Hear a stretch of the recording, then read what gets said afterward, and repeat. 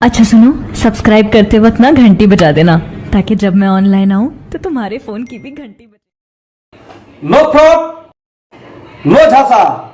एक सब्सक्राइब करके जुड़ जाइए फ्री में, क्योंकि एमएम टैलेंट यूट्यूब चैनल के जरिए मिलने वाला है आपको एक एक खबर सच्चा। जी हां, आपने बिल्कुल सही सुना। नमस्कार, एमएम टैलेंट यूट्यूब चैनल में आपका स्वागत है। दोस्तों, आप कैसे हैं? मैं मां फैमिली से यही विनती करूंगा कि आप हमेशा खुश रहिए और अपने माता पिता का सेवा कीजिए। दोस्तों, जैसे कि मालूम है कि एमएम टैलेंट यूट्यूब चैनल पे ऑनलाइन सिंगिंग कंपटीशन चल रहा है और बहुत सारे लोग का ऑडिशन आ रहा है और बहुत सारे लोगों का ऑडिशन आया है।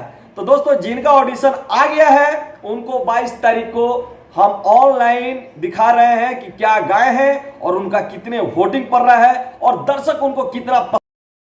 तो दोस्तों, आपका मन में यह भी चल रहा होगा कि हमें कैसे पता चलेगा कि हमें दर्शक पसंद कर रहे हैं। तो दोस्तों, मैं आपको बता दूं कि कमेंट बॉक्स में आपके नाम से आपके दर्शक कमेंट करेंगे, हमें पता चलेगा। उसी उनके कमेंट बॉक्स से ही हमें पता चलेगा कि आपको दर्शक कितना आपको चाहते हैं और आपका फॉलोवर कितने हैं।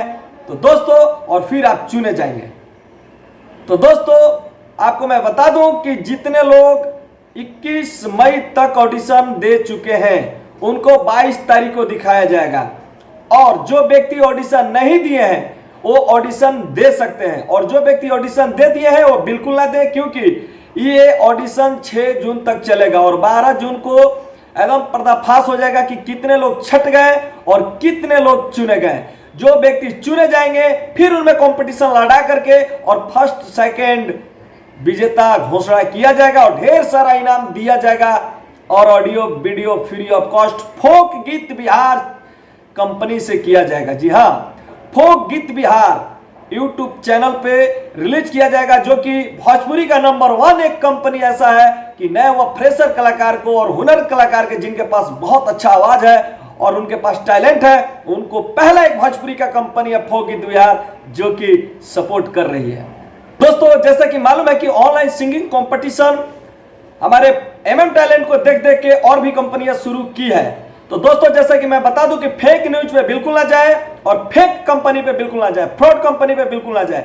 कोई ऐसा कंपनी आपसे अगर जो फॉर्म फीस मांगता है ऑडिशन के नाम पे, तो समझिए कि वो फ्रॉड कंपनी है और आपके लिए जीवन में वो कुछ नहीं कर सकती।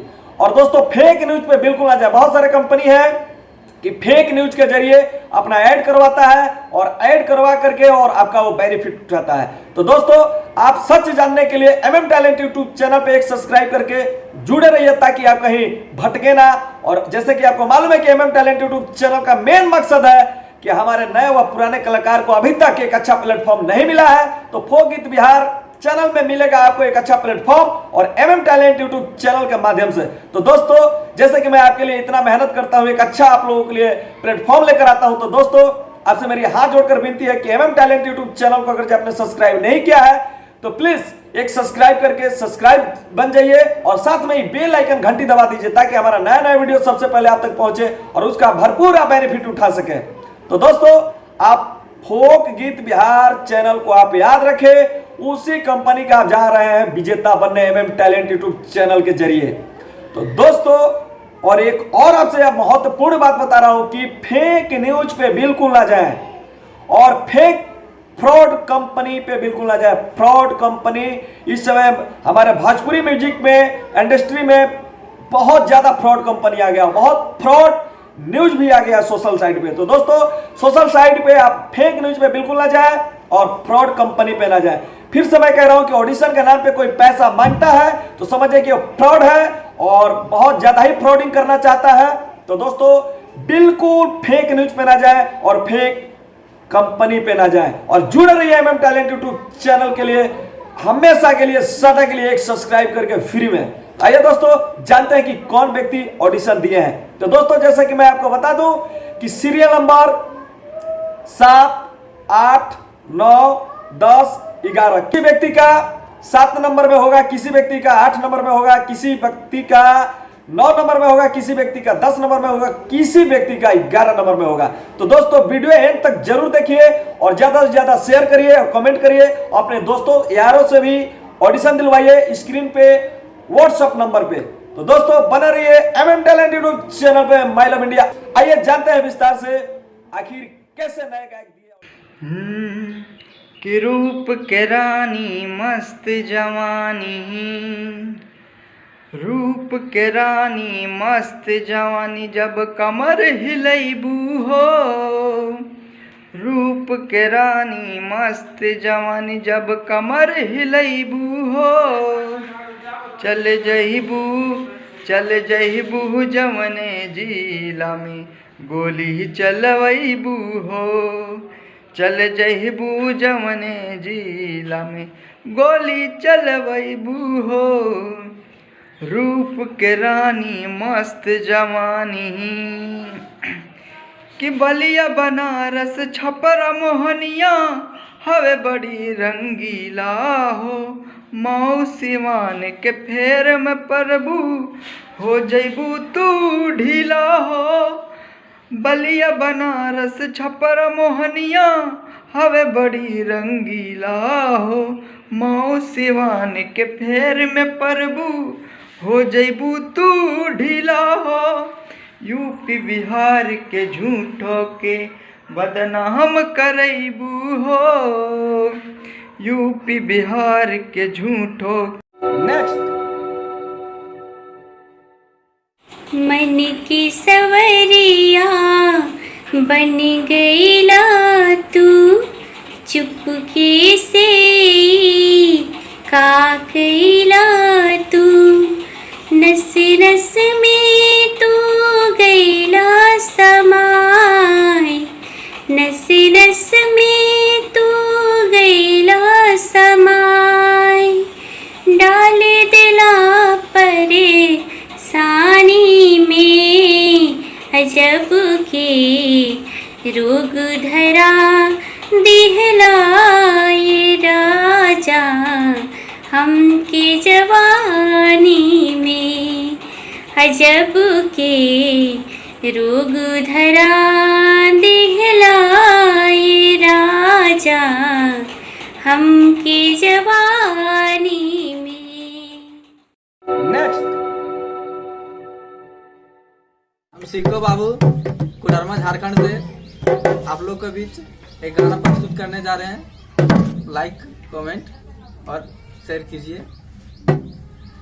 जहिया से देखल ही आउ तोरे गे सूरतिया, जहिया से देखल ही आउ तोरे गे सूरतिया, आगे छाउरी गड़ी गेली दिला के भीतरिया, आगे छाउरी गड़ी गेली दिला के भीतरिया, किया तोरा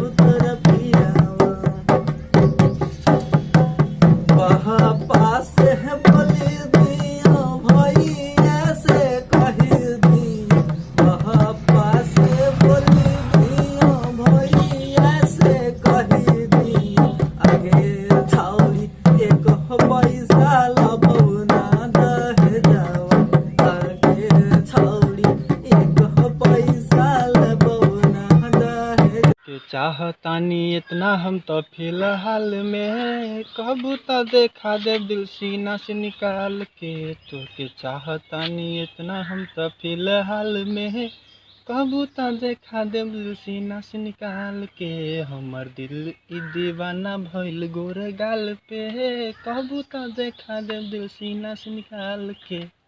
नाम जितेंद्र कुमार झा, घरसापुर जिला मधुबनी। Mobile number next.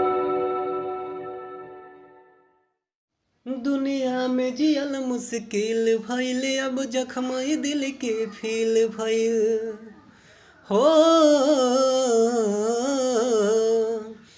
दुनिया में जियल मुश्किल भइल, अब जख्म दिल के फील भइल हो बर्बाद कके जिएलू बराम से, हो बदनाम भइनी रानी तुहरे नाम से, हो बर्बाद कके जिएलू बराम से, हम बदनाम भइनी रानी तुहरे नाम से। डेग डेग काट बोआइल, नामुमकिन बा पाँव धइल, अपन खास दिखल ना चाहे, प्यार के दुश्मन लोग भइल हो। डेग डेग काट बोआइल, नामुमकिन बा पाँव धइल, अपन खास दिखल ना चाहे, प्यार के दुश्मन लोग भइल हो। लागे फूल सुखल रत वाला घाम से, हो बदनाम भइनी रानी तुहरे नाम से, हो बदनाम कके जिएलू बराम से। नेक्स्ट।